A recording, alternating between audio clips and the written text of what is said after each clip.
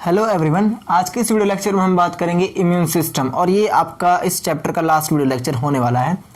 Guys, immune system क्या होता है? इसको हिंदी में प्रतिरक्षा प्रणाली बोलते हैं। प्रतिरक्षा मतलब खुद की रक्षा करना, ठीक है, और प्रणाली मतलब सिस्टम, ठीक है। तो इम्यून सिस्टम का काम क्या है? ये हमें बचाएगा, ये हमारा डिफेंस सिस्टम है, हमारा सुरक्षा कवच है जो हमें बीमारियों से बचाता है। ये बात मैंने आपको कई बार बताई भी है। इसकी डेफिनेशन देख लीजिए, इसकी डेफिनेशन रह चुकी थी, इसकी परिभाषा, it is the bodies defence system, ये बॉडी का सुरक्षा कवच है, which is triggered when any infection is caused, जो अपने आप ट्रिगर्ड यानी कि स्टार्ट हो जाता है काम करना शुरू कर देता है जब भी कोई इन्फेक्शन होता है। और ये इन्फेक्शन किसके थ्रू हो सकता है? ये इन्फेक्शन हो सकता है जर्म्स के थ्रू, जर्म्स मतलब कि कोई भी पैथोजन के थ्रू, या फिर केमिकल्स के थ्रू भी। गाइस, ये बात आपको पता होनी चाहिए कि हमारा इम्यून सिस्टम जो है वो कब कब एक्टिवेट होता है। देखिए, कोई इन्फेक्शन हो गया हमारी बॉडी में तो इम्यून सिस्टम एक्टिवेट हो जाएगा, वहां पर इन्फ्लामेशन होगी। क्या होगी? इन्फ्लामेशन। आई थिंक आपको बात समझ आ रही होगी। तो ये जर्म्स और केमिकल्स, यानी कि केमिकल्स कैसे होते हैं? नॉन लिविंग होते हैं। यानी कि जो हमारा इम्यून सिस्टम है इसको नॉन लिविंग थिंग्स भी क्या कर सकती है? ट्रिगर कर सकती है, स्टार्ट कर सकती है, या इसको काम पर लगा सकती हैं। तो इम्यून सिस्टम के अंदर कौन कौन से ऑर्गन्स आते हैं? देखिए, इम्यून सिस्टम के अंदर कुछ लिम्फॉइड ऑर्गन्स आते हैं। याद रखना चाहते हो याद रख सकते हो, इंपॉर्टेंट है, क्योंकि नहीं बताया हुआ एनसीईआरटी में कहीं पर भी कि इम्यून सिस्टम के अंदर क्या क्या आता है। उधर सिर्फ व्हाइट ब्लड सेल्स का एक आइडिया दे रखा है आपको कि आप सोचोगे सिर्फ व्हाइट ब्लड सेल्स होती है। अच्छा, तो जो ये लिम्फॉइड ऑर्गन होते हैं ये क्या होता है? कौन कौन से होते हैं? बोन मैरो, बोन्स के अंदर जो फ्लूइड भरा होता है उसको बोन मैरो बोलते हैं, आपको पता होगा, बोन मैरो। और फिर क्या होता है? थाइमस, ठीक है। लिम्फ नोड्स पर कौन अटैक करता है?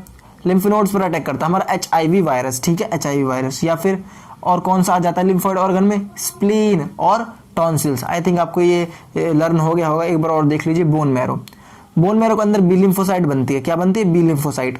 थाइमस के अंदर टी लिम्फोसाइट बनते हैं। कौन सी lymphocyte? T lymphocyte. Lymph node के अंदर क्या होता है? ये लिम्फ, देखिए लिम्फ क्या करता है? ये हमें इम्यूनिटी प्रोवाइड कराता है। लिम्फ आपको पता होगा, ये लिम्फ नोड के अंदर आप ऐसा मान लीजिए कि लिम्फ रिलीज होता है अभी के लिए। स्प्लीन क्या करता है? ये हमें इम्यूनिटी प्रोवाइड कराता है। और टॉन्सिल्स भी हमें इम्यूनिटी प्रोवाइड कराते हैं। जो व्हाइट ब्लड सेल्स होती है, व्हाइट ब्लड सेल्स ये कई तरीके की होती है। व्हाइट ब्लड सेल कई तरीके की होती है, अभी उनका नाम जानना बिल्कुल भी जरूरी नहीं है। तो व्हाइट ब्लड सेल और लिम्फॉइड ऑर्गन ये दोनों मिलकर क्या करते हैं? इम्यून सिस्टम का निर्माण करते हैं कि इम्यून सिस्टम कैसे वर्क करेगा, ठीक है।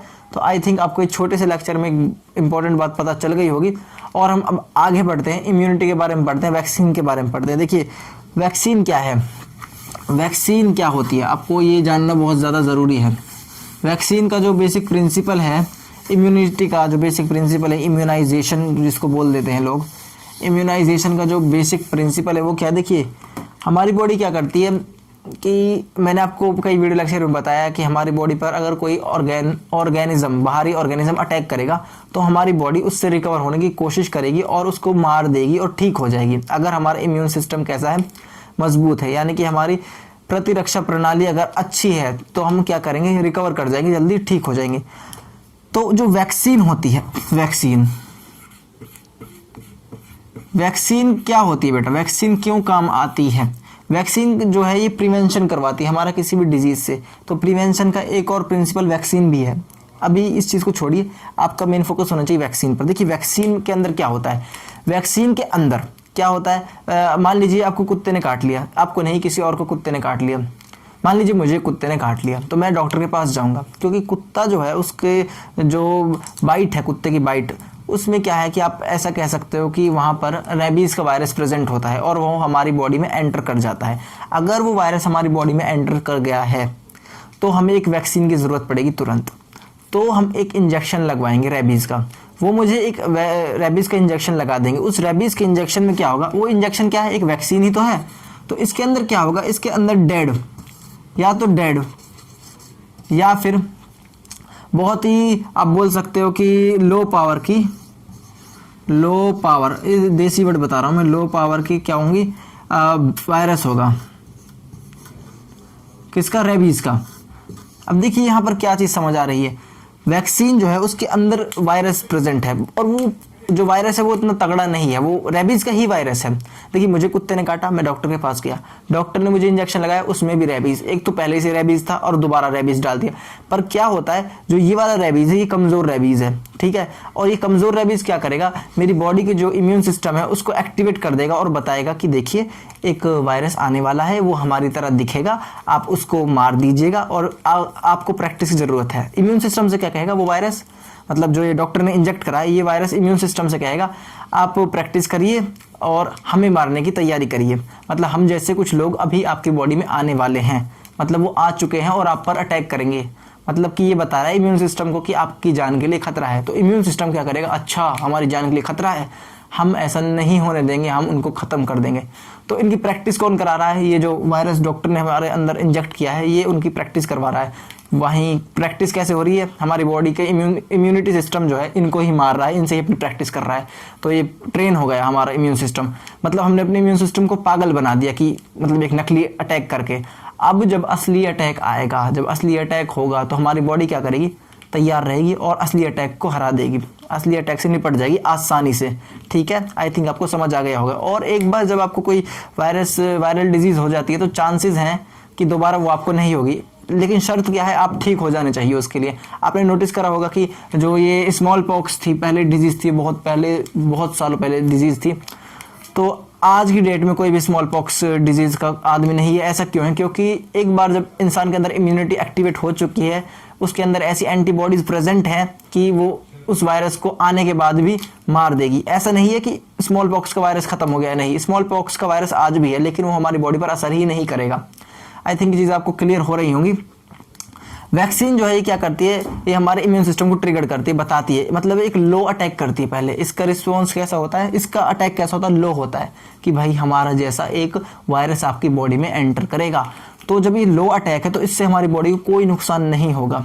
हाँ ये बात है कि आपको बुखार हो सकता है, थोड़ी सूजन हो सकती है, ये अलग चीज़ है, लेकिन हमारी बॉडी सीख जाएगी कि इस तरीके का वायरस जब हमारे ऊपर आएगा तो हम उसको नहीं छोड़ेंगे।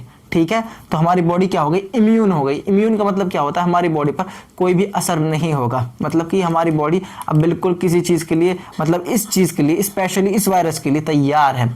तो हमारी बॉडी के अंदर कुछ स्पेसिफिक प्रोटीन बन जाती है अलग अलग वायरसेस के लिए। और ये इम्यून सिस्टम इतना इंटेलिजेंट है कि आपसी अपनी खुद की सेल्स को भी पहचान लेता है। मतलब ऐसा नहीं है कि इम्यून सिस्टम में वहाँ पर लड़ाई हो रही है इन वायरसेस की और हमारे इम्यून सिस्टम के अंदर जो वाइट ब्लड सेल्स हैं उनकी लड़ाई हो रही है।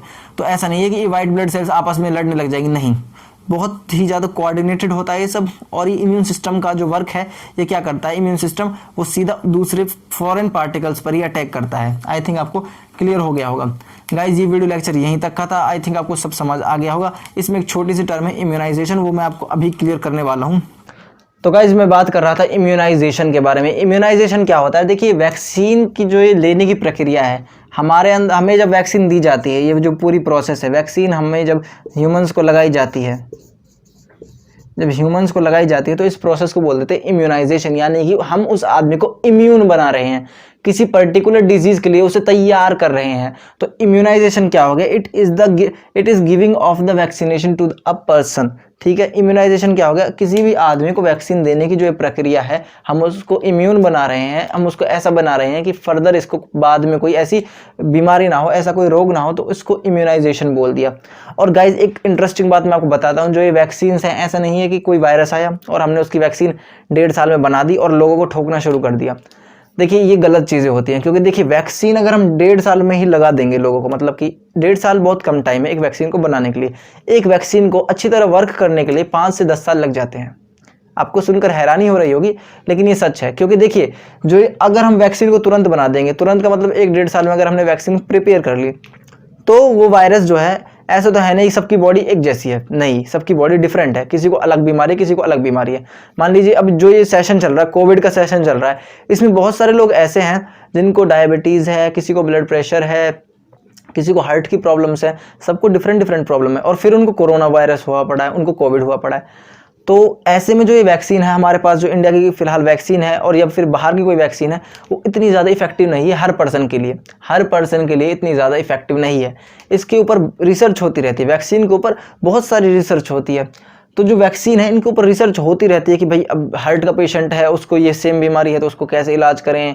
अब वो ब्लड प्रेशर का भी पेशेंट है, मान लीजिए एक आदमी को 3-4 बीमारी एक साथ है, अब उसको वैक्सीन लगानी है, तो ये वैक्सीन ऐसी होनी चाहिए कि उन सारी बीमारियों का कोई इफेक्ट इसके ऊपर ना हो और ये वैक्सीन उसको इफेक्ट भी डाले। मतलब कि ये वैक्सीन ऐसी होनी चाहिए कि अच्छी तरह काम करे, इसका जो काम है सिर्फ ये वही करे।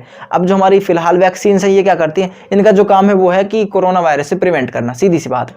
पर ये डिजेबल है ऐसा करने में, ऐसा नहीं कर पा रही, असक्षम है। क्यों? क्योंकि इतनी ज़्यादा रिसर्च ही नहीं हुई। ये 1.5 साल में लाकर रख दी इन्होंने कोरोना वायरस की वैक्सीन जो है। ये सिंपल सी बात है, ये बायोलॉजिकल जो साइंटिस्ट हैं ये बात उनको भी पता है। आप किसी से जाकर पूछ लीजिएगा कि वैक्सीन को अच्छी तरह वर्क करने में कितना साल लगता है, इसको 5-10 साल लग जाता है। तो ये चीज़ आपको पता होनी चाहिए।